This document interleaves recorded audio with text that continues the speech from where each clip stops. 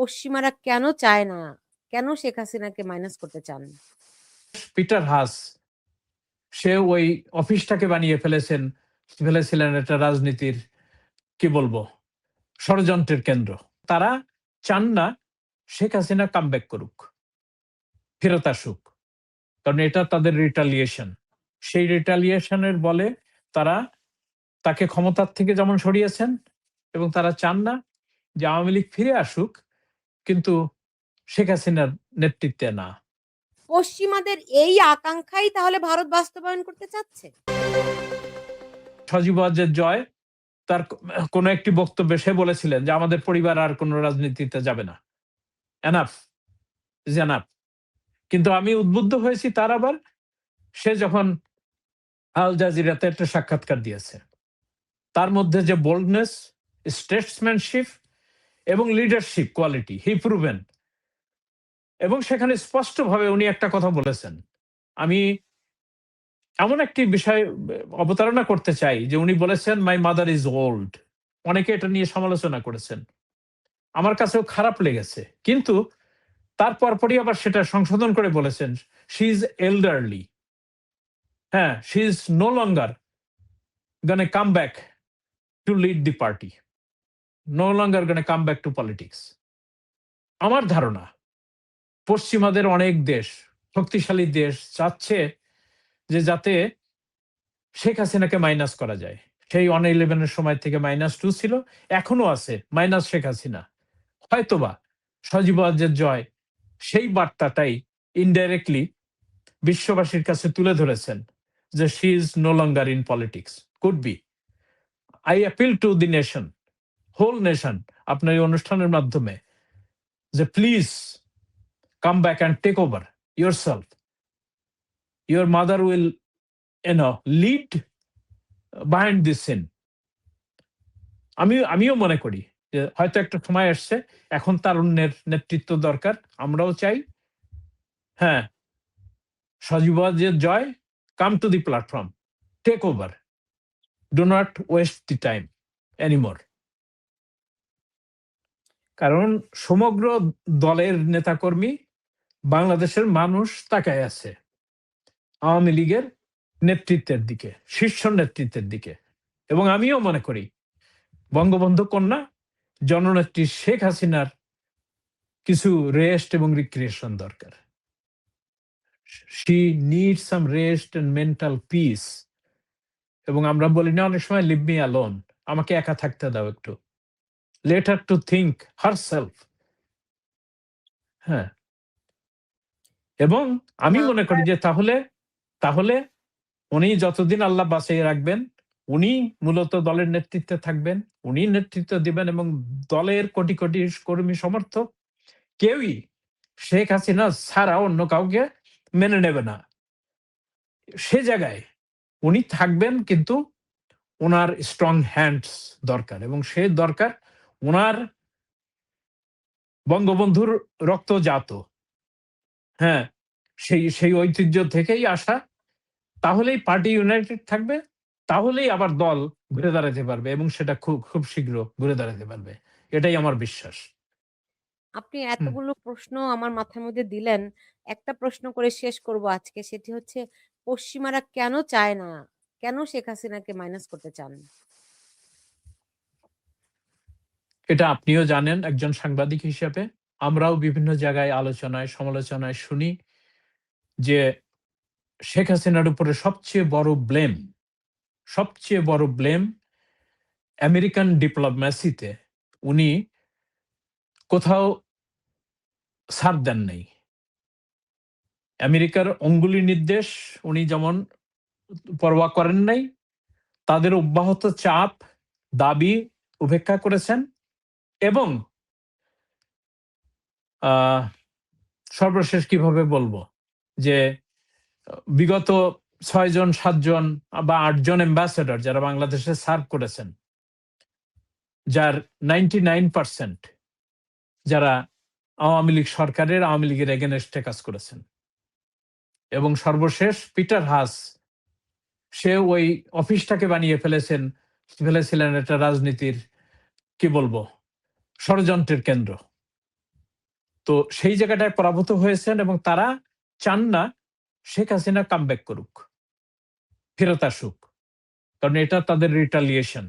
সেই রিটালিয়েশনের বলে তারা তাকে ক্ষমতার থেকে যেমন সরিয়েছেন এবং তারা চান না যে আওয়ামী লীগ ফিরে আসুক, কিন্তু শেখ হাসিনার নেতৃত্বে না।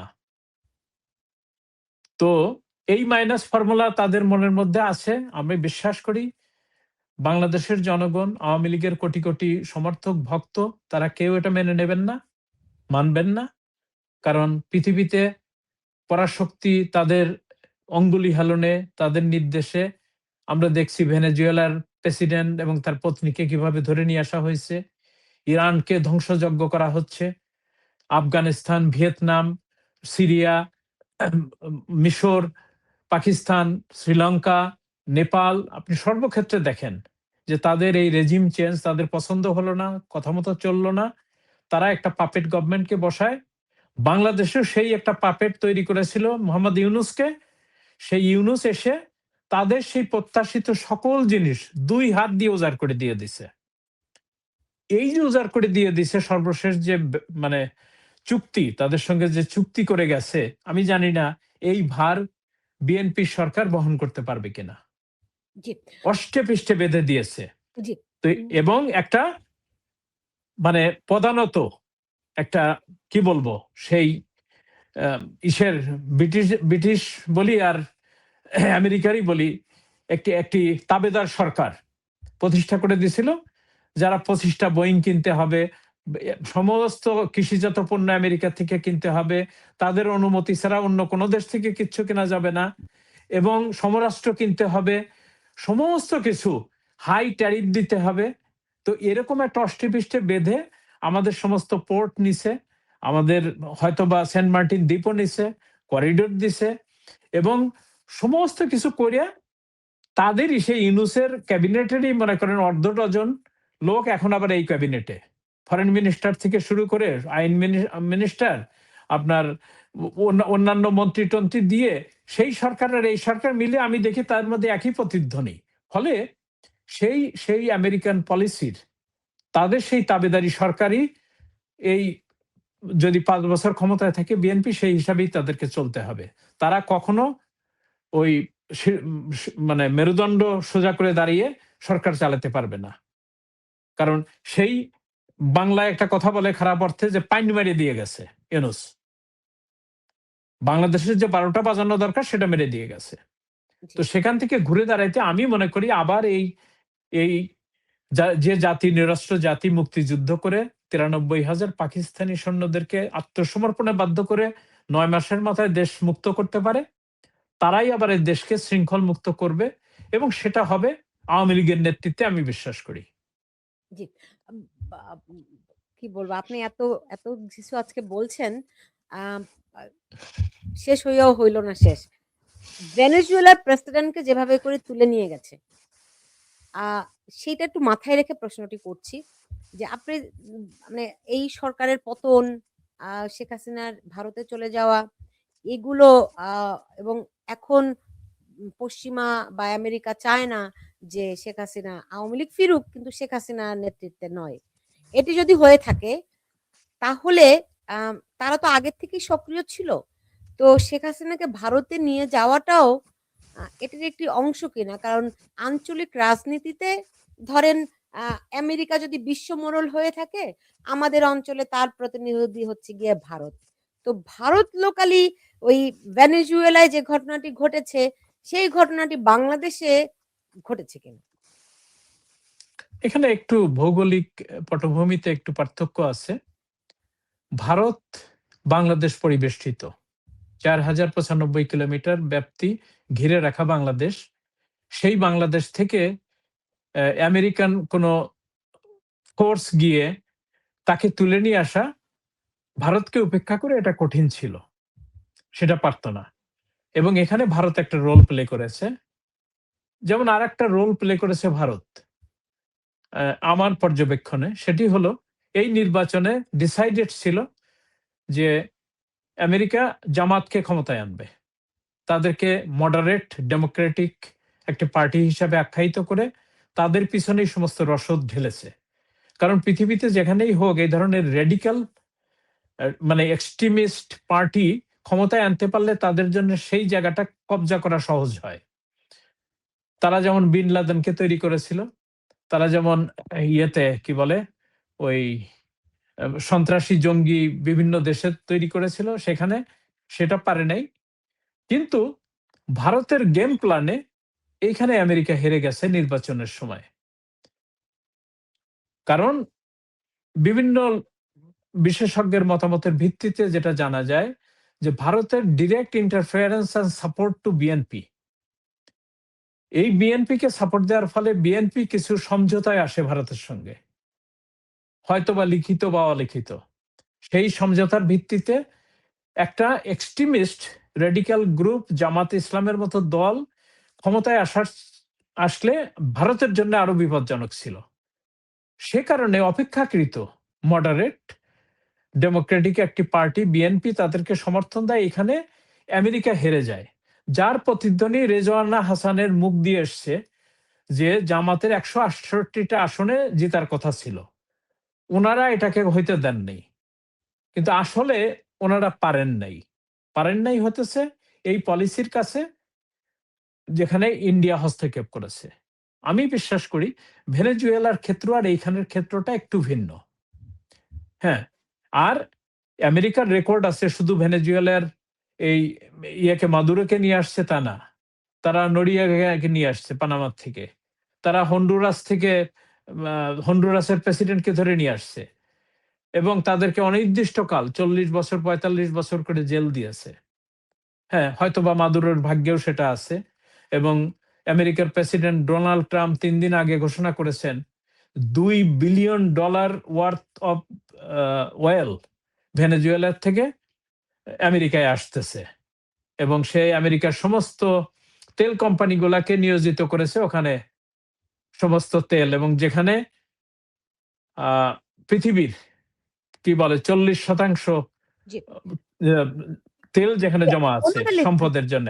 জি, আমি জি, সরি একটু ইন্টারাপ্ট করছি। মানে আ তাহলে কি বিষয়টি এরকম দাঁড়াচ্ছে যে ভারতীয় সাংবাদিকরা খুব উত্তেজিত হয়ে যায়। যখনই তাদেরকে প্রশ্ন করা হয় শেখ হাসিনাকে কেন দেখা যায় না? তারা তার নিরাপত্তার দোহাই দেন যে যেহেতু তার নিরাপত্তা খুবই ঝুঁকিতে, সুতরাং তিনি প্রকাশ্য অন্তত ভিডিও কলেও তাকে দেখা যায় না আরকি। হ্যাঁ? তারা খুবই উত্তেজিত হয়ে যান। তো আ এটা একটি বিষয়। আরেকটি বিষয় হচ্ছে যে প্রশ্নটি কেমন করে করি? যে আ মানে তাকে শুধু প্রাণেই বাঁচিয়ে রাখা, দালাই লামার মতো তাকে আশ্রয়ে রাখা, কিন্তু তিনি রাজনীতিতে ব্যাক করতে পারবেন না। পশ্চিমাদের এই আকাঙ্খাই তাহলে ভারত বাস্তবায়ন করতে চাচ্ছে? আপনি যে উদাহরণটা টানলেন দালাই লামার ক্ষেত্রে, দীর্ঘদিন দালাই লামা সেখানে আছেন এবং দালাই লামা আবার যদিও সেখানে যদিও প্রবাসী না মোহাম্মদ সরকারও আলী গঠন সিদ্দিকী করেছেন। ভাই, জি, ভাই আমি একটা জিনিস বলি। দালাই লামার সঙ্গে শেখ হাসিনার কোনভাবে তুলনা চলে না। হুম, কিন্তু ভারতীয় সাংবাদিকরা বারবারই এই তুলনাটা টানেন। তুলনাটা চলে না এই কারণে দালাই লামা হচ্ছে একজন ধর্মীয় নেতা। ধর্মীয় নেতা, আর জি, শেখ একজন হাসিনা একজন ধর্মীয় রাজনৈতিক নেতা। রাজনৈতিক নেতা, দুটোর জি। তুলনা চলে না। কিন্তু তারা বারবার করে এই দুটো তুলনা আনেন এবং তার নিরাপত্তার কথা দেখিয়ে তিনি প্রকাশ্য হতে পারেন না। এমন আমার এই শোতে এসেই ২ জন সাংবাদিক খুবই উত্তেজিত হয়েছেন এবং আমাকে বলেছেন যে, "আমি চাই না শেখ হাসিনা বেঁচে থাকুক।" তো আমি মনে, মনে বলেছি যে, "মার চেয়ে যখন মাসির দরদ বেশি হয়, তখন হুম, তাকে বলে রাক্ষস।" আমার চেয়ে বেশি ভালো কি শেখ হাসিনাকে ভারতীয় সাংবাদিকরা বাসে? অসম্ভব। যাই হোক প্রশ্নটাতে ফিরে আসি, হ্যাঁ? উম, জি, আমি ওভাবে বলতে চাই না দরদ কম বা বেশি। আমি ডেফিনেটলি কৃতজ্ঞতা পোষণ করি ভারতীয় সরকারকে যে তারা আনডাউটেডলি ক্রিটিক্যাল মোড মধ্যে নিছেন এবং তাকে আশ্রয় প্রশ্রয় দিয়েছেন। এবং আপনি যেটা বললেন যে উনি কেন ভিডিওতে আসেন না বা বাইরে যান না বা ইত্যাদি, সে বিষয়ে কোনো বাধা, কোনো নিষেধ, কোনো কিছু উনার উপরে নাই এবং she is free to move as she explained many Times to me. কিন্তু যেমন বার্তায় ভিডিওতে আমরা সংযুক্ত হই, কথা বলি বা ইত্যাদি করি, উনি অনেক সময় নিজেকে এভাবে উপস্থাপন করেছেন যে, যে দেশ আমি আমার বাবা নিজের হাতে গড়েছি। সেই দেশের থেকে আমাকে এইভাবে লজ্জাজনক অবস্থায় চলে আসতে হয়েছে। আমি এই মুখ দেখাতে চাই না। এই পরাজয় বা এই অবস্থায় আমি এই মুখ দেখাতে চাই না। এটা একটা বিষয়। আরেকটি বিষয় হচ্ছে যে ভিডিও বার্তা একবার শুরু করলে তখন আর অডিওতে কথা বলার কেউ চাইবে না। আর একটু রেডি হয়ে কাপড়-চোপড় পরে ঠিকঠাক মতো করে ক্যামেরার সামনে বসতে হয়। ইট টেকস টাইম বা এরকম আমার কোনো অ্যাসিস্ট্যান্টও এখানে নাই বা এখানে কোনো ইয়েও নাই যে যেটা নিয়ে আমি সেই সহযোগিতাটা পাবো। আমি এজন্য আসতে চাই না। কিন্তু উনার এক্ষেত্রে কোনো বাধা নাই। বিশেষ করে ২৩শে জানুয়ারি আমরা যখন এফসিসি ক্লাব দিল্লিতে একটা প্রেস কনফারেন্স করলাম, আমি উনাকে পুনঃ অনুরোধ করেছিলাম যে, "এবার সারা বিশ্বের মানুষ আপনাকে দেখতে চায় এবং কথা শুনতে চায়। যেহেতু আপনি ১ম বারের মতো সাংবাদিক সম্মেলনে কথা বলবেন।"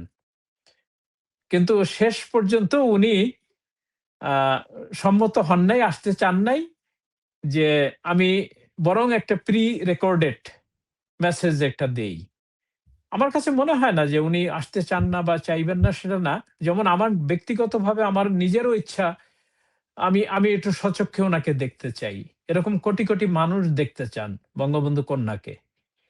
হয়তোবা খুব শিগগিরই সেই আশা পূর্ণ হবে। কারণ উনি শারীরিকভাবে সুস্থ আছেন, ভালো আছেন এবং মানসিকভাবে তরতাজা আছেন।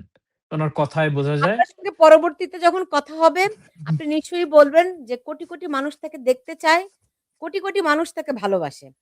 আমি একদম এটি মানে যখন শেখ হাসিনার প্রসঙ্গ আসে, মানুষ যখন আমাকে তাদের প্রতিক্রিয়াগুলো জানায়, তারা যেভাবে আবেগতাড়িত বোধ করে, এটি অসাধারণ। আমি বিশ্বাস করি শেখ হাসিনা যখন নিজে তার কর্মীদের সঙ্গে কথা বলেন, কিছু ফোন আলাপ তো ফাঁস হয়। তিনিও জানেন তার কর্মীরা, তার সাপোর্টাররা তাকে কতটা ভালোবাসেন। কিছু মানুষ তারা আগেও বঙ্গবন্ধুকে ভালোবাসেনি, বঙ্গবন্ধুকে হত্যা করেছে। কিছু মানুষ এখনো শেখ হাসিনাকে ভালোবাসে না। তার মৃত্যুই কামনা করে। কিন্তু অধিকাংশ মানুষই তাকে ভালোবাসে। আমার মনে হয় আপনি তাকে নিশ্চয়ই এই আ কথাটি আবারও তাকে একটু বলবেন। মোহাম্মদ আলী সিদ্দিকী, আপনাকে অনেক ধন্যবাদ জানাচ্ছি। অনেক বিষয় আপনি অনেকটা খোলামেলা আলাপ করলেন। আ আ আপনাকে অনেক ধন্যবাদ। আপনার প্রতি কৃতজ্ঞতা। আপনাকেও ধন্যবাদ এবং দর্শক শ্রোতা যারা শুনলেন, দেখলেন তাদের প্রতিও